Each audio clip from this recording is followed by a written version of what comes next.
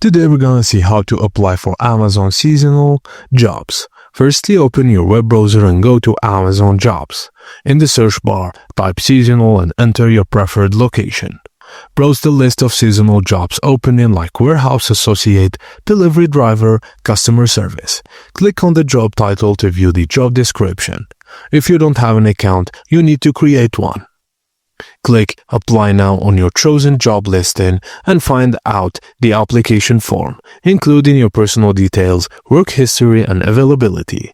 Upload any required documents, then some roles may require online assessment. Just follow the instructions and complete the assessment.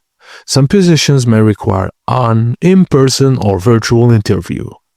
If selected, Amazon will conduct a background check. Certain jobs like warehouse roles may require a drug test.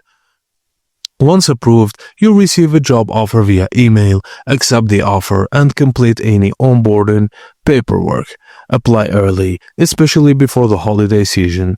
Be flexible with shifts and location, and check for hiring events in your area for faster processing. And that's it, guys. Thank you for watching, and please don't forget to like and subscribe for more.